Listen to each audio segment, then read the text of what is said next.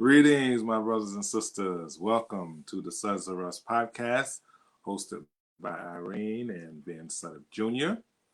What a blessing it is to come before you once again. We just thank God that we're on our second season, and we're also on our seventh episode as we continue to share with you the concepts of the circle of love. And we're always focused on God, marriage, family, and life. With that particular topic of life, we're going to continue this particular last episode with From Whence We Come. And we're doing some different items as far as Black History moments this week. Yes, exactly. Welcome once again to the Sudds-R-Us podcast. And we first like to give a shout out to our son, Mr. Podcaster BS3 Radio, Ben Sudderth III, and all of our fellow podcasters on this excellent platform of BS3 Radio. We offer so much good content each and every day, from inspiration to sports to culture to relationships. You name it, we got it. So again, we are all distributed under the archway of BS3 Radio. And if you are interested in getting started, BS3 Radio offers a coaching component to his platform, and that can be located at bs3coaching.square.site. We can be found on all social media platforms: IG, Facebook, Twitter, YouTube, Amazon, Apple Radio, Apple Podcasts, iHeartRadio. You can find us there. If you'd like to subscribe and leave us a review, we would greatly appreciate it. And if you're listening on today, please do comment as we go forth in this podcast on today. So as my husband mentioned, we are going deeper into our Black history, and we are committed each and every month to bring some sort of Black history to you each and every week that we go live. Right. We are not committed to February as far as Black history. Right. They give us the shortest month of the year, but right, we can expand that to 365 days a year. And that's exactly what we're going to do each and every week. So to talk about some Black inventors, I know we're very familiar with a lot of them, but some of these I hope today that were not familiar to me, that I'm sure will enlighten you as well. And I believe that our forefathers and our ancestrals were creative, and they still are the most creative beings on this earth. Right. Performing their duties, I'm sure, inside the house and outside the house. I'm sure that they were enlightened about how to improve and make their lives easier, to bring about security and safety, and then to lighten the load of those of us that have come behind them. So I'd like for you to just kind of look and listen to some of these items that I was just blown away that we use each and every day.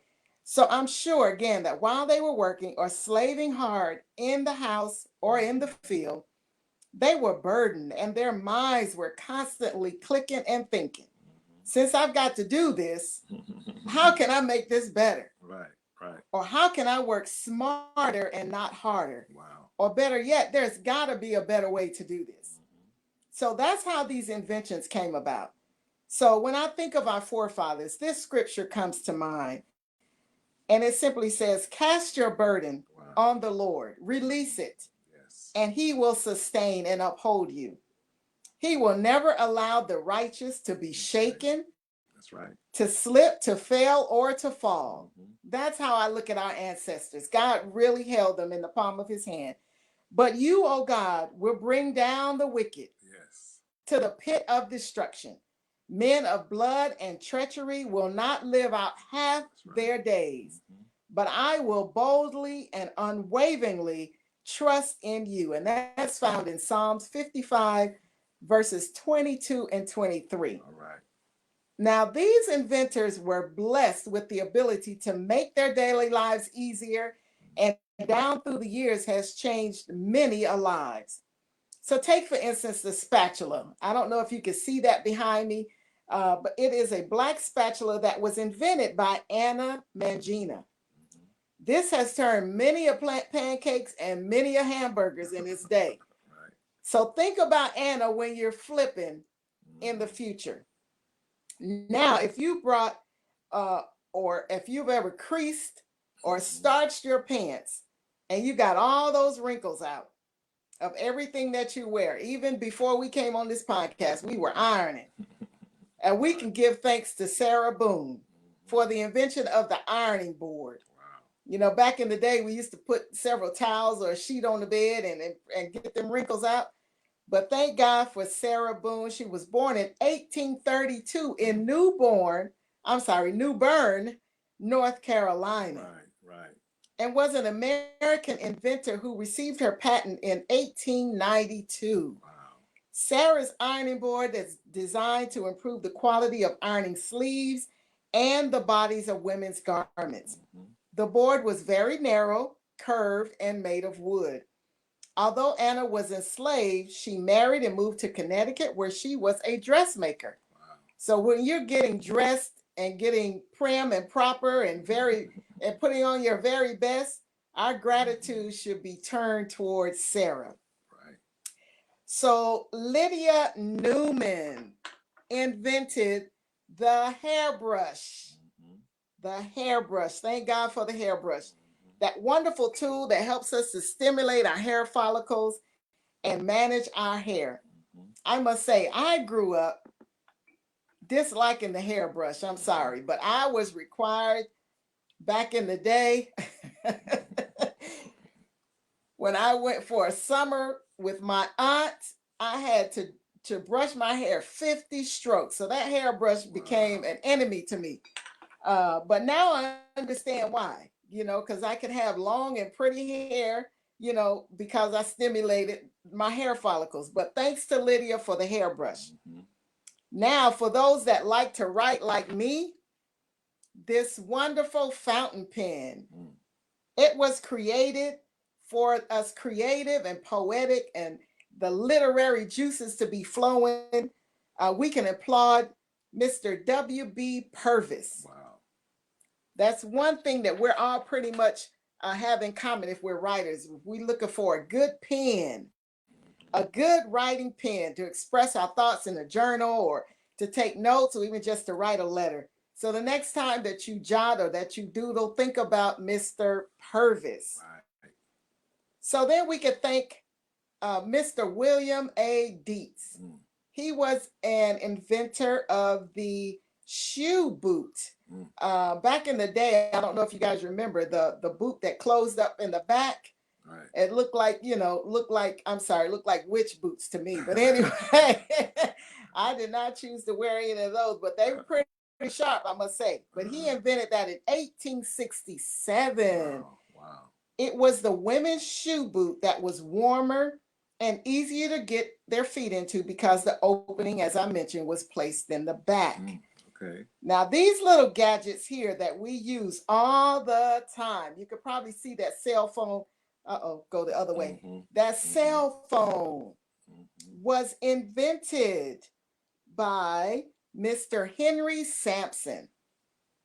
Now, back in the day, even now, we call it our ankle bracelets. When we had Blackberries, you used to call them our Blackberry or our Crackberry. Right. It's like you couldn't leave home without it. It was like an American Express card. Right. And we still don't leave home without it. We will turn around and go back and get that cell phone. We are lost without it. But thanks to Henry Sampson, who now gives us this wonderful electronic gadget that we're able to talk and text and even, go Facebook Live. All of these components have been added to this wonderful invention that a Black man made. So I'm going to read this little poem to you. And I remember this coming out right when cell phones are really hot. And it's called The Cell Phone versus the Bible. Ever wonder what would happen if we treated our Bible like we treat our cell phone? What if we carried it around in our purses or pockets? What if we flipped through it several times a day? Wow. What if we turn back to go get it if we forget it? What if we used it to receive messages from the text? You get it? Right. The Bible versus the cell phone. Right. What if we treated it like we couldn't live without it? Wow. What if we gave it to our kids as gifts? Instead of giving the 5-year-old a cell phone, give them a Bible. Right, right. What if we used it when we traveled? What if we used it in case of an emergency? This is something to make you go, like Arsenio Hall. Right. Where is my Bible? Right. Oh, and one more thing. Unlike our cell phone, we don't have to worry about our Bible being disconnected because Jesus already paid the bill. Yes, he did. Thank you. It makes you really stop and think, where are our priorities? And by the way, there are no drop calls. I really like that. I really like that. So I'm going to go to these, and I see that my sister Josephine is watching. Thank you, Joe, for tuning in. And Brian D. Williams, thank you for tuning in. So back in the day, my mother was the master recycler. It wasn't even recycling back then, but she knew how to use something over and over again and clean it out real good and use it again. So she used to use a tin can that probably had vegetables or fruit in it or whatever, sanitized it real good, got the sharp edges off or from around the edge, and she would shape out her biscuits. Wow.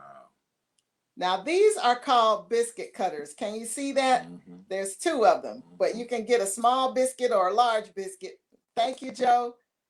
Thank you so much. But those are biscuit cutters that were designed, and I really did some research, and they look very similar to the design that was originally invented by Alexander Ashbourne. Wow.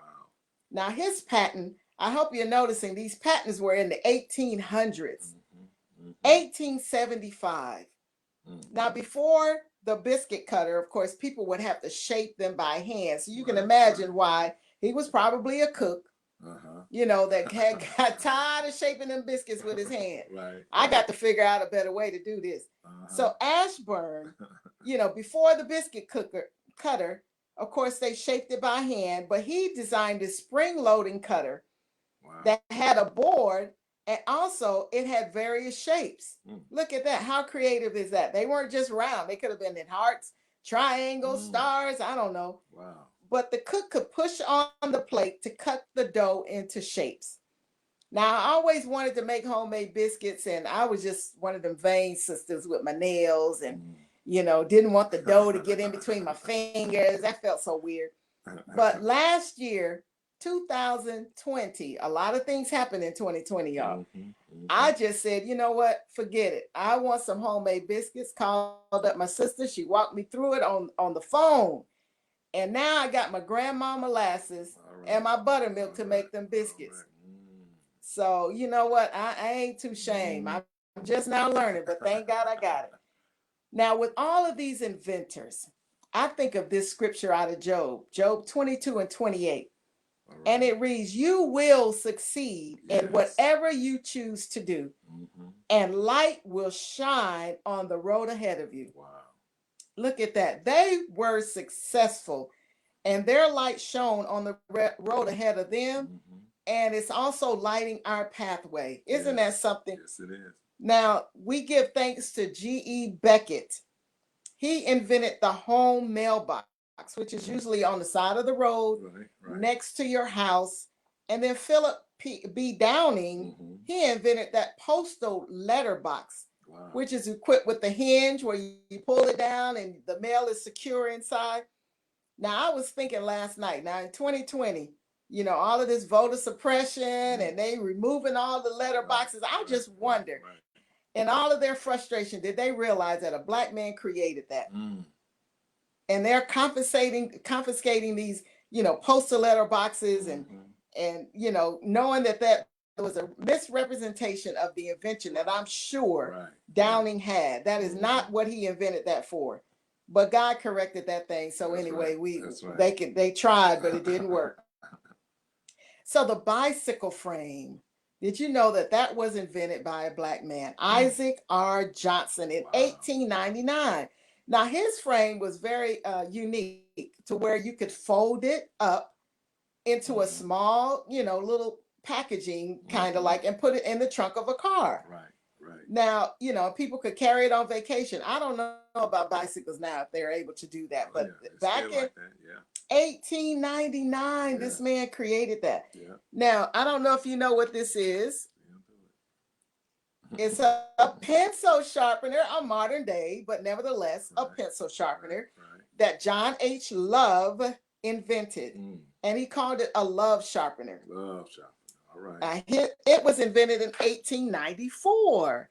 And it was a hand cranked one. You remember those that were on the wall, and you turn it and you turn it. Your hands got black and lead all over your hands. Circle of love. It's amazing. It's amazing. But nevertheless, this particular device was invented by John Lee Love. And of course, many of students remember that, that mark that it left on your fingers. Right. Right. Now, the inventor of the lickable envelope, I'm sure you see that behind me, next to the Jiffy peanut butter, or Jif, but that was invented by F.W. Leslie. Wow. Again, patented in 1891. Wow.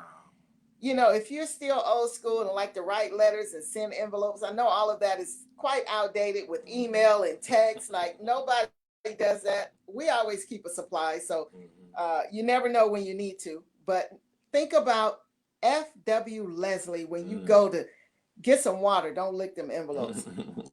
That's nasty. And seal that envelope. Think about him. But I choose to believe that these inventors live by Proverbs 3:6, where it says, "In all thy ways acknowledge him, and he shall direct thy paths." Yes, there's no way that these people could not have been close to God. He was dropping nuggets on them, and they were inventing all around these white masters and slave drivers that didn't have a clue of what they were doing. But we made it all happen for them. And then the fire extinguisher that was invented by Thomas J. Martin. Okay. In 1872, it was patented. Now, this particular fire extinguisher is not like the one today. This extinguisher, it would be attached to a reservoir of stored water, and then it would be used to spray on a burning fire. Okay. So now I don't know what that is that comes out of a fire extinguisher. It's like foam or something. But nevertheless, he had the idea, and then they expanded upon it. Do y'all remember horseshoes? Right. I wish I could find the horseshoes. They're plastic, but nevertheless, this gentleman, Oscar E. Brown, he was so smart and a step ahead of the game. He thought about these horses. I'm sure he had to manage them in some kind of way. Right. But he invented the double horseshoe. Horses were dying. Their feet or their hoofs, I guess you could say, were being damaged. So he went the step further and invented the double horseshoe. Wow. Now, the Peanut Man, George Washington Carver. There you go. I thought that's all he did. To come to find out, this man invented 300 products. Wow. From peanuts to flour to paste to insulation paper, wallboard, wood stains. There's some soap behind me. I don't know if you see that bar of soap, shaving cream, and then some lotion. God knows we need lotion. Get rid of that ash. So thank you to George Washington Carver. That's right. But sometimes, we take a part in our lives for granted because it's like the obvious, the things that we use each and every day, we really do take it for granted. Osborne Dorsey, he was enslaved and became free at 8 months of age. Wow. That was interesting. And in 1878, he invented something that truly changed the world. And it was the doorknob. Wow. You know how many times we have to touch a doorknob each and every day. And it's amazing how they had to secure their door. Back then it was like a string with a little hook on the other side. And then I'm sure that really wasn't that secure, but that's all they had. But not only that, he was so smart. He was like, okay, now we got the doorknob, but this door is not staying open. So we need a door stop. This man and all the others were just so phenomenal in their thinking. and they're far reaching. You know, it's like things that they invented were just Right. outlandish compared to, you know, in 1800. Right. Right. So for Black men or women, it was a challenge, I'm sure, to patent an invention, especially in the 1800s. Mm-hmm. You know, and to be able to have the time to be that creative. That's why, you know, we are creative people. If we can just sit for a moment and allow those creative juices to flow, things will come to us. Yes, they will. And it may have been challenging, like I said, but they persevered in spite of the color of their skin, and by the grace of our great God who led them and protected them and opened up doors for them. So as you go about your daily routine, and a lot of those we use each and every day. And while, you know, some of these products, though they may have been expanded upon, think about where the original invention came from. These phenomenal inventors. I hope you have been enlightened by all of these, you know, inventors and these innovative people that have really paved the way for us. All right. Wow. Wow. We were very creative when it came to inventions, and probably not a lot of things that we have available to us today wasn't invented by African American people. Wow. That's right. What a presentation. Black History Moment, man. So while we were reading, we talking about Black History Moments, we were reading to our grandchildren a book by Bob Marley. It's called Every Little Thing's Gonna Be All Right. And we know there was also a song that he wrote. So while I was reading that book, I was thinking about the song. So I played the song for our grandchildren. And I thought about another song that he wrote. Also was called Buffalo Soldiers. So I played that song for them as well. And then I began to think about the origin of the Buffalo Soldier. So I thought I would research the origin of the Buffalo Soldier. And I found some very interesting information regarding the Buffalo Soldier. And I tell you, these brothers was phenomenal. And I found some things that I didn't know. So I just thought, well, maybe I should share it with you guys today on some information regarding the Buffalo Soldier. Since we're going to close out our Black History moment, we're never going to close out Black History Month. Like Irene said, we're always going to talk about Black history. That's right. But just to emphasize the Buffalo Soldiers. Now, they were originally members of the 10th Cavalry, Regiment of the United States Army, formed on September the 21st, 1866. Wow. Of Fort Leavenworth, Kansas. Now, this nickname was given by the Black Cavalry by Native Americans, tribes who fought in the Indian War. Now, the term eventually became synonymous with all the African American regiments formed in 1866. Although several African American regiments were raised during the Civil War as part of the Union Army, including the 54th Massachusetts Volunteer Infantry and the many United States Colored Troops regiments. The Buffalo Soldiers were established by the Congress as the first peacetime all-Black regiment in the regular U.S. Army. On September the 6th, 2005, Mark Matthew, the oldest surviving Buffalo Soldier, died at the age of 111 years old. Wow. And he was buried in Arlington National Cemetery.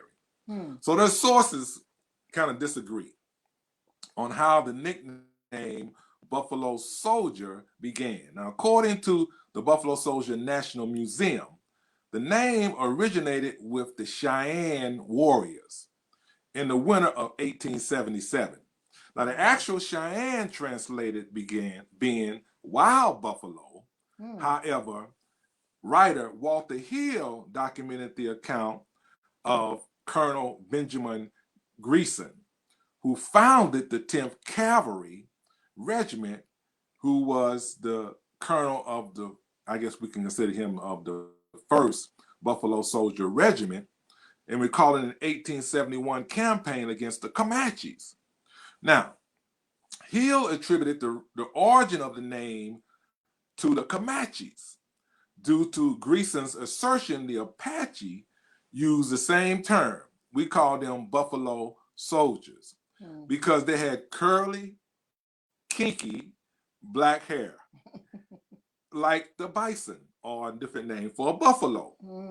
Now, a claim supported by other sources, another possible source could be from the Plains Indians, who gave them that name because of the bison coat that they wore in the winter. So the term buffalo soldier became a generic term for all black soldiers.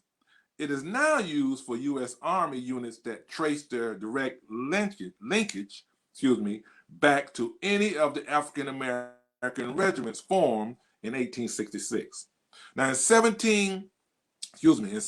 of 1867, now listen to this, Private John Randall of Troop G of the 10th Cavalry Regiment was assigned to take these two hunters on a hunting expedition. And as they were on a hunting expedition, the hunters became the hunted. Oh my. And 70 Cheyenne warriors swept down on them.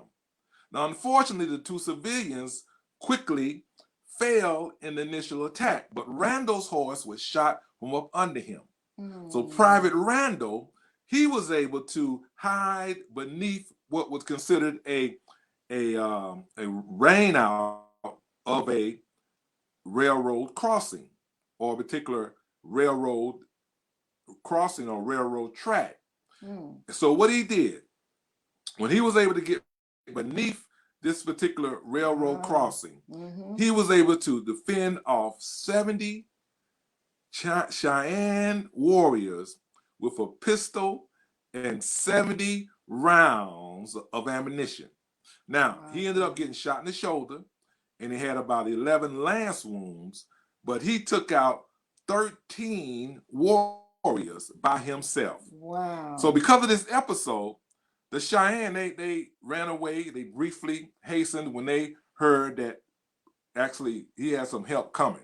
It wasn't the cavalry, but some people came to his defense. My goodness. And so they ran off, but yet they always referred to him. They quickly spreaded the word of this new type of soldier. They said who had fought like a cornered buffalo, who like a buffalo had suffered wound after wound, yet not died, and whom like a buffalo had thick, shaggy mane of hair. And because of that, he would not die. So when we look at life, my brothers and sisters, life can knock us down, but we get back up. Yes, sir. And we keep fighting. It's like a wounded buffalo. We never die. We hold on and keep on keeping on. So from 1866 to the early 1890s, these regiments served at the variety of a post in the southwestern United States and the Great Plains region. They participated in most of the military campaigns in these regions and earned distinguished records. 13 enlisted men and 6 officers from these 4 regiments earned the Medal of Honor during the Indian Wars. In addition to the military campaign, the Buffalo Soldiers served as a variety roles along the frontier, from building roads to escorting the U.S. mail. And on April the 17th, 1875, the regiment headquarters from the 10th Cavalry was transferred to Fort Concho in Texas. Now, from 1880 to 1881, portions of all of the 4 Buffalo Soldier regiments were in New Mexico pursuing Victorio. Now, Victorio and Nana are the Apache warriors in the Victorians' War. Now, the 9th Cavalry spent the winter of 1890 and 1891 guarding the Pine Ridge Reservation during the event of the Ghost Dance War and the Wounded Knee Massacre. So, what was the Wounded Knee Massacre? This is very interesting. The Wounded Knee Massacre was also known as the Battle of the Wounded Knee. It was a domestic massacre of nearly 300 Lakota people, primarily women, children, and elderly, by soldiers of the United States Army. It occurred in December the 29th, 1890, near Wounded Knee Creek. Now, the Lakota Pine Ridge Indian Reservation in the United States of South Dakota followed a botched attempt to disarm the Lakota.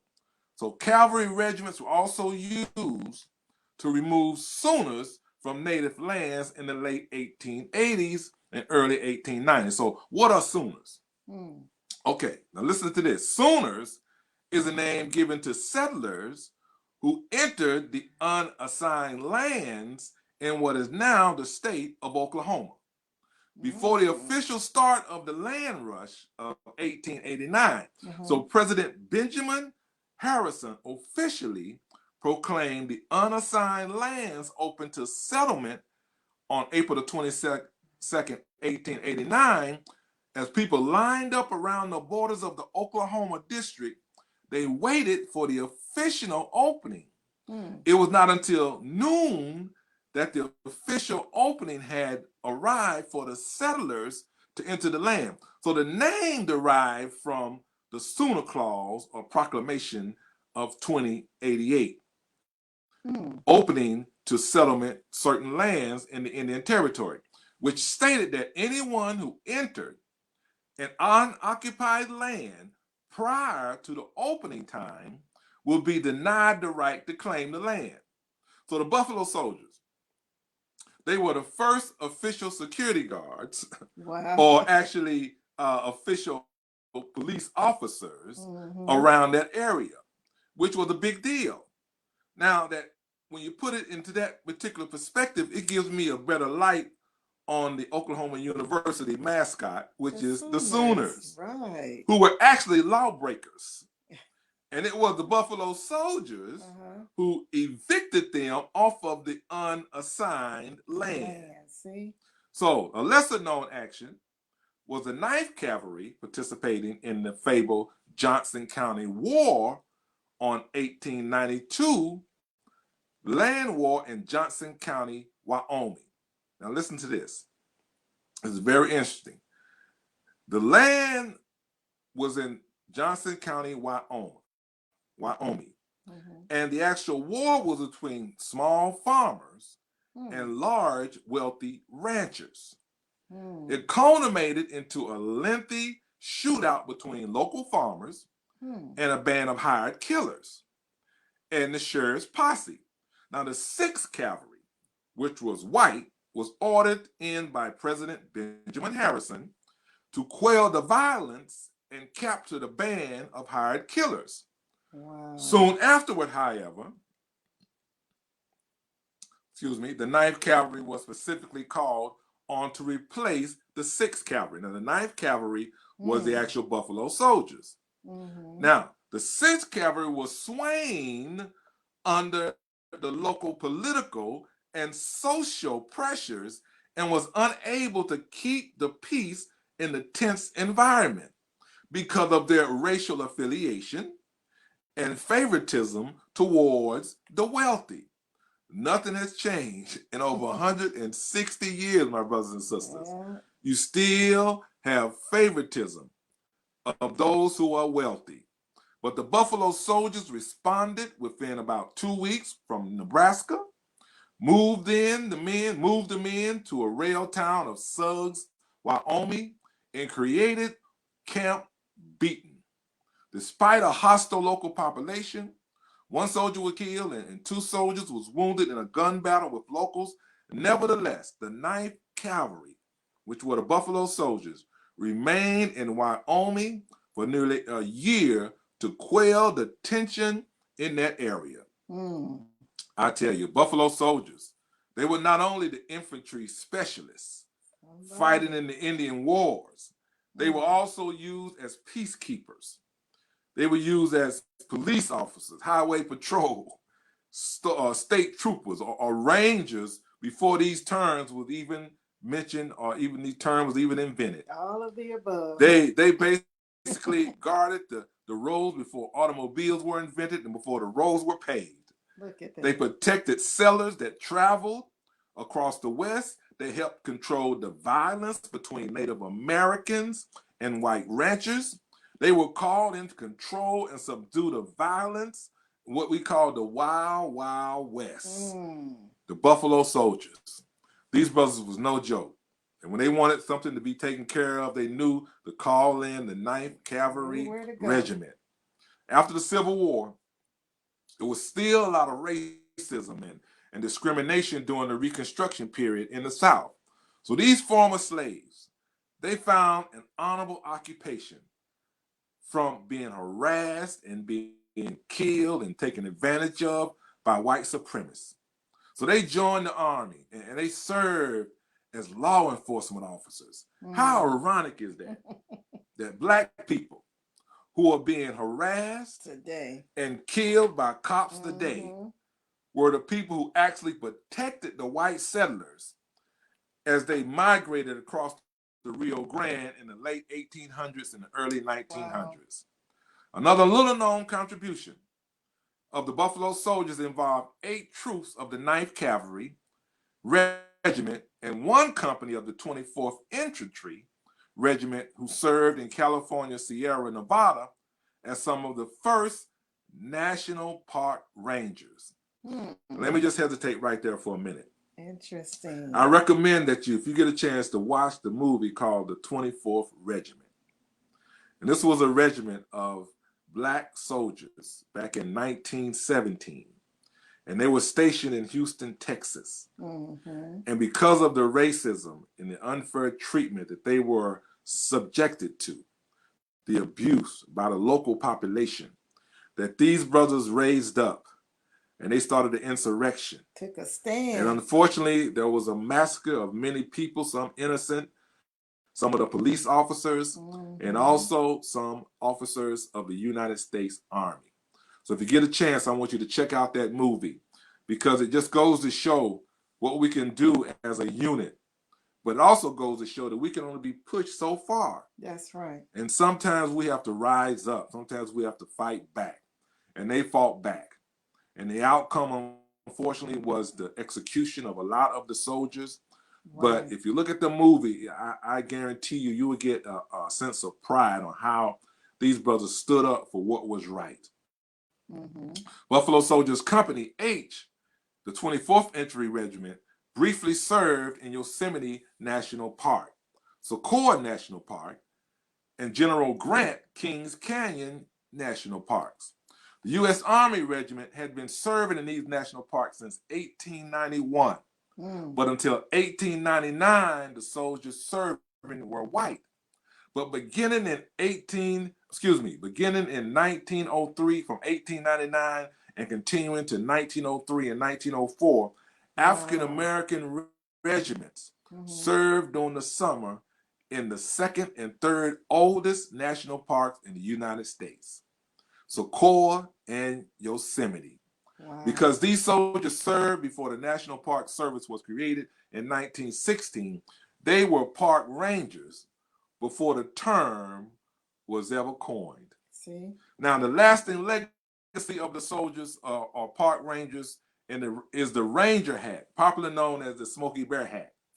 Now, although officially the Army didn't adopt it to 1911, the distinctive creases in the hat, it's called the Montana pinch or the Montana peak, can be seen worn by several of the Buffalo Soldiers in the park's photographs dating back to 1899.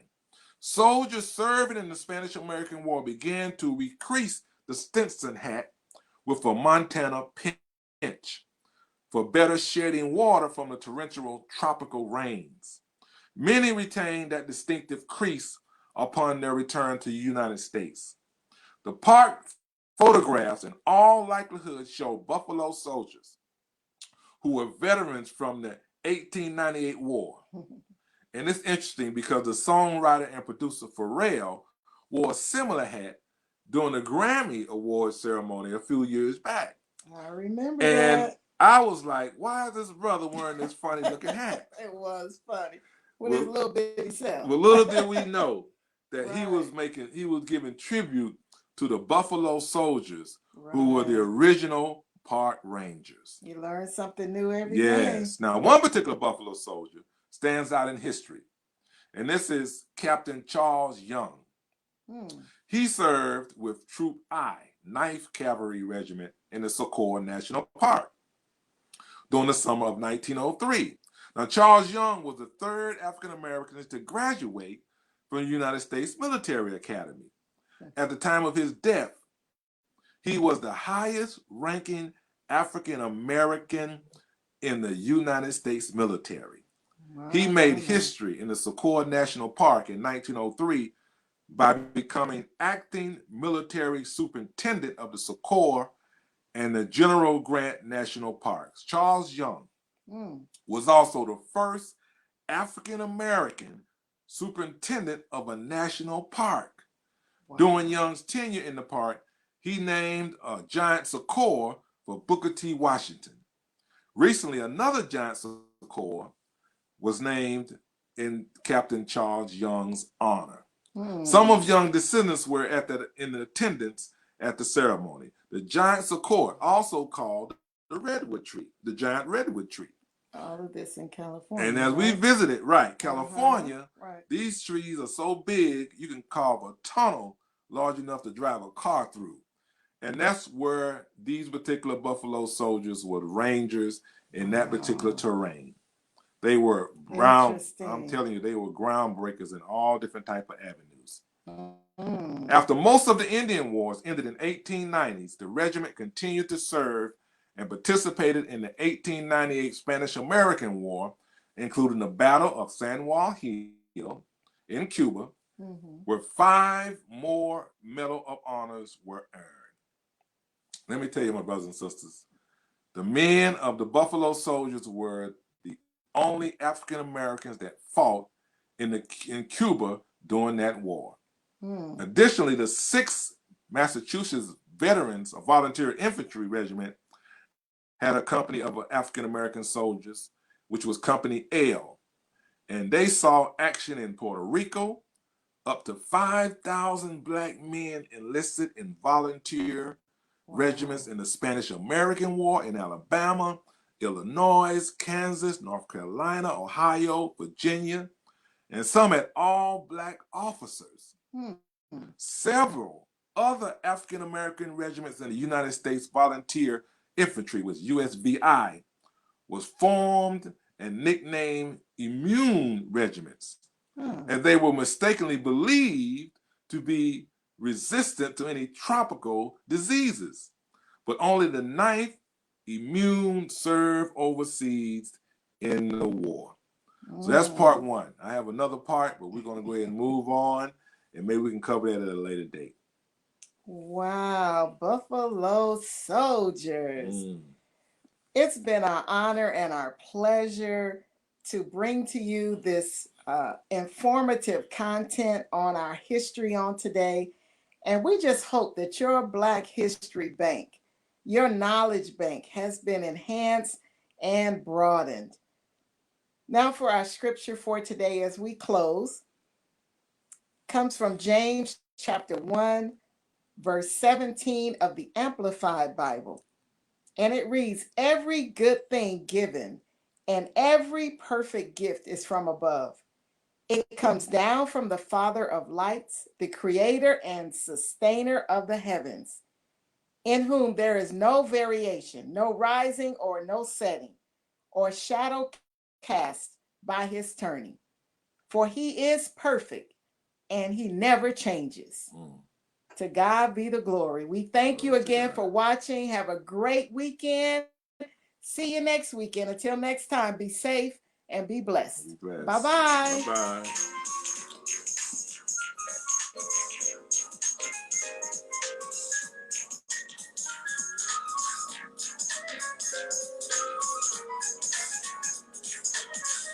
Thank you for tuning in, Rose Powell, Roy Rogers. We see you, bro. Thank you for tuning in. God bless you. Y'all be safe now. All right. Had a brother who was in the Buffalo Soldiers. All right. God bless you, man. Thanks for tuning in.